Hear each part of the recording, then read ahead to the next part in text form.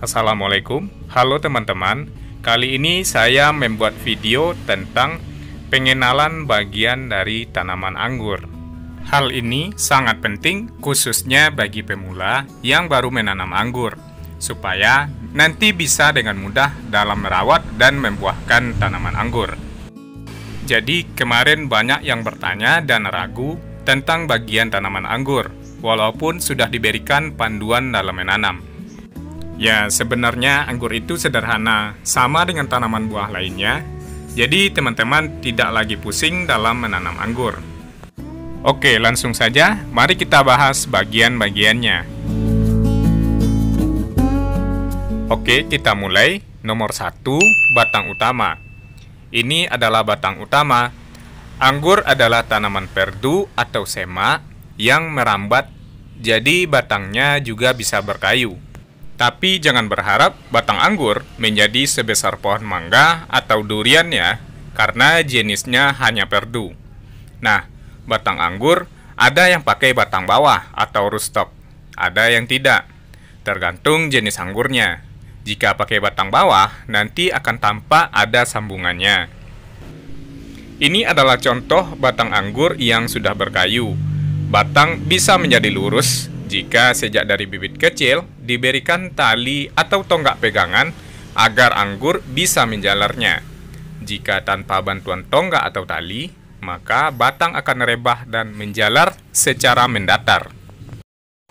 Pertumbuhan batang anggur dimulai saat masih berwarna hijau dan berubah menjadi coklat berkayu di saat sudah tua.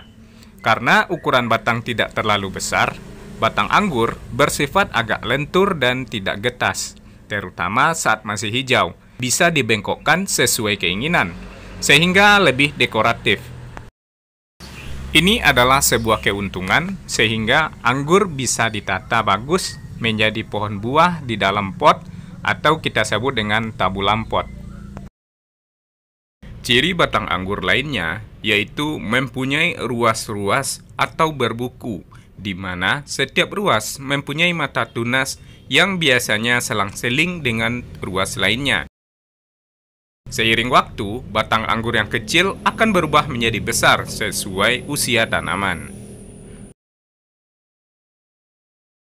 Nomor 2, daun. Daun anggur adalah daun tunggal, yaitu satu daun dalam satu tangkai. Posisinya selang-seling. Daun anggur berbentuk bulat dengan lekukan pada bagian bawah dan meruncing pada bagian ujungnya. Bagian tepi daun berlekuk dan bergigi runcing. Daun anggur berbentuk helaian yang tipis, di mana tiap jenis atau varian mempunyai karakter daun yang berbeda pula. Ada yang tipis, lebih tebal, ada berbulu halus pada bagian bawah, dan ada yang tidak. Nah, sekarang saya ajak teman-teman melihat bentuk daun anggur berdasarkan perbedaan tiap jenis. Jenis Heliodor, jenis Isabella, jenis Harold, jenis Julian, jenis Beauty, jenis Oscar, jenis Dubos Keeping, jenis Trans, jenis Baikonur,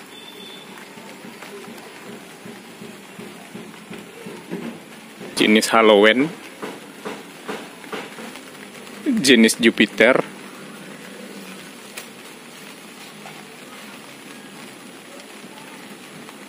Kober 5BB, SO4, Criolla Negra, Dogrit, dan jenis Red Master.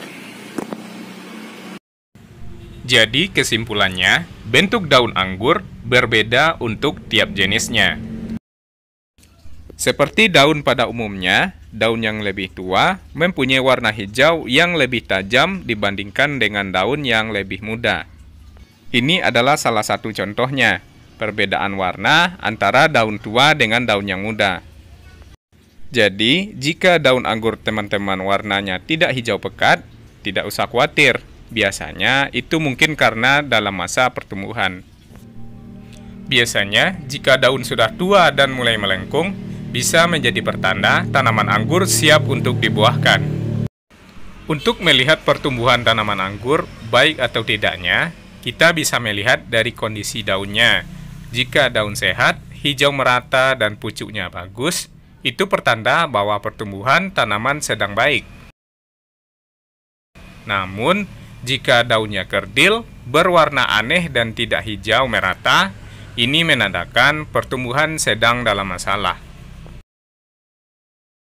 Daun anggur sangat sensitif dengan kelembaban yang berlebih, berpadu dengan suhu yang tinggi.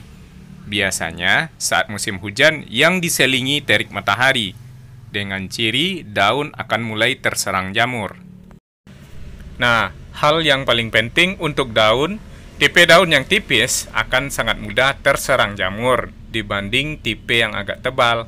Contohnya, daun Angelica akan mudah jamuran di saat musim hujan tanpa atap plastik UV, dibanding daun Ninel yang juga tanpa naungan atap. Ini adalah daun yang agak sedikit tebal, jenisnya Ninel, sedikit lebih tahan jamur dibanding jenis yang lain yang berdaun tipis.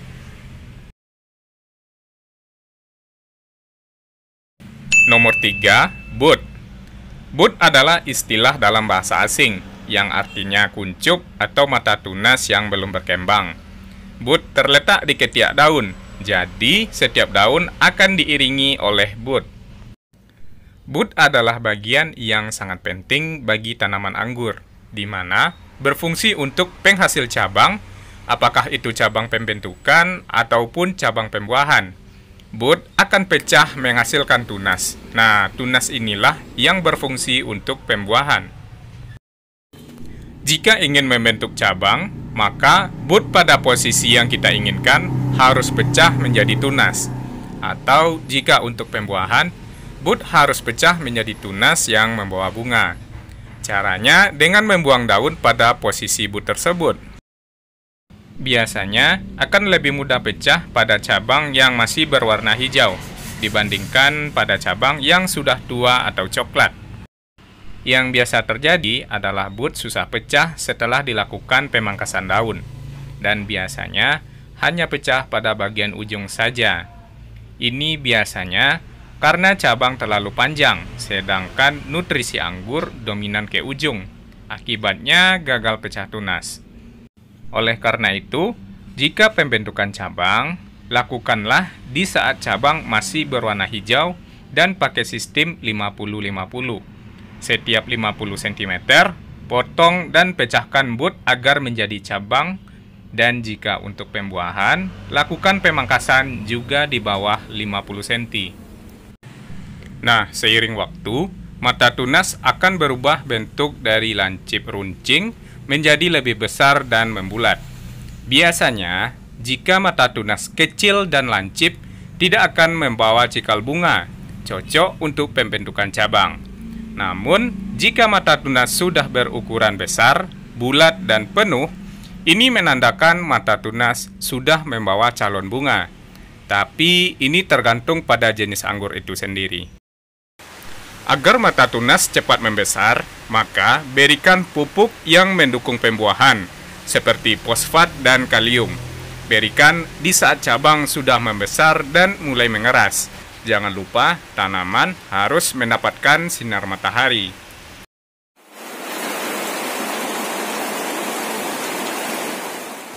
Metode ini dilakukan khusus untuk pembuahan dengan cara pemotongan cabang hijau pada mata tunas yang sudah membesar. Namun, jika metode pangkas cabang tua atau coklat, istilah lainnya pruning, kita cukup memilih mata tunas yang menonjol di bawah 50 cm.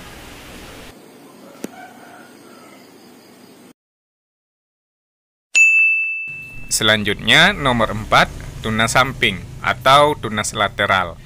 Tunas ini tumbuh pada posisi pangkal daun dan bat atau mata tunas. Tunas samping ini sering disebut sebagai tunas air bagi penghobi tanaman anggur. Tidak banyak yang bisa dibahas pada tunas ini. Nah, beberapa fungsinya adalah sebagai berikut. tunas ini menghasilkan daun untuk membantu proses fotosintesis. Jadi berguna untuk membesarkan cabang atau membesarkan buah. Tunas ini juga bisa tumbuh pesat dan besar sehingga bisa dijadikan sebagai cabang pembuahan selain dari bud. Karena bersebelahan, jika tunas ini dibiarkan subur, maka bud atau mata tunas akan mengalah menjadi susut dan tertekan. Kita bisa membuat tunas lateral menjadi cabang pembuahan dengan cara memotong pucuk sehingga pertumbuhan ke ujung menjadi berhenti. Akibatnya, nutrisi akan mengalir ke samping sehingga tunas ini akan berkembang dengan cepat. Jadi, tunas ini akan cepat berkembang jika cabangnya masih pendek. Teman-teman juga bisa memilih jika pertumbuhannya bagus, bisa dijadikan cabang pembuahan. Tapi jika tidak bagus, maka diganti dengan cabang yang dari bud atau mata tunas. Nomor 5, sulur. Sekilas kita lihat, yang paling unik dari tanaman anggur yaitu sulur atau tendril. Bentuknya seperti benang panjang yang terkadang bercabang. Posisi sulur tumbuh berseberangan dengan daun. Nah, sekarang teman-teman tahu nggak urutan sulur pada anggur meja dengan anggur wine atau anggur vinifera dengan labrusca itu berbeda. Pola pada anggur meja adalah 1-1-0 dan anggur wine adalah 1-1-1. Mari kita coba hitung ya. 1 1 0. Nah, 1 1 0 1 1 0 1 1 0. Ini adalah sulur pada anggur ninel 1 1 0 1 1 0 1 1 0. Nah, sekarang kita lihat posisi sulur pada anggur labrusca atau anggur wine. Di sini contohnya adalah Isabella. Ternyata di setiap posisi daun mempunyai satu sulur. Setiap daun ada sulurnya. Coba teman-teman perhatikan. Tidak ada yang kosong ya. Jadi polanya 1-1-1. Ini sampai ke ujungnya ya. Selalu ada sulurnya. Setiap ada daun, pasti ada sulurnya. Sampai pada pucuk terakhir. Coba teman-teman perhatikan. Nah, jelas ya. Tanaman anggur merambat dengan menggunakan sulur sebagai penahan. Anggur merambat untuk mencari panas dan sinar matahari. Jadi, fungsi sulur adalah sebagai pendukung agar tanaman kuat dan kokoh dalam merambat. Sulur akan melilit benda yang disentuhnya karena mempunyai sensor. Jika menyentuh benda, maka sulur akan melilit dan bertambah panjang. Jika tidak, maka pertumbuhannya akan terhenti. Sulur berubah menjadi keras dan mengkayu apabila tanaman sudah panen buah. Nah, jika tanaman diberikan bantuan untuk merambat, seperti para-para, pagar, tali, atau kawat, maka sulur dapat dipotong dan tanaman bisa diikat dengan tali supaya kuat. Ini karena sulur mempunyai sensor, sehingga akan menguras energi dan nutrisi tanaman. Sehingga dengan membuang sulur, pertumbuhan tanaman akan menjadi lebih cepat. Sulur sebenarnya adalah modifikasi dari bunga, atau secara sederhana adalah bunga yang gagal, karena tumbuh di saat masa pertumbuhan. Di saat tanaman sudah siap untuk berbuah, beberapa sulur pada suatu cabang akan mulai berubah menjadi bunga. Oleh karena itu, terkadang kita menemukan pada ujung sulur membawa kelompok kecil seperti bunga. Ada yang berhasil menjadi bunga sempurna, tapi rata-rata gagal menjadi bunga. Biasanya, bagi penghobi tanaman anggur disebut sebagai bunga PHP. Nah, ini muncul di saat tanaman mengalami peralihan dari fase vegetatif ke generatif atau fase pembuahan.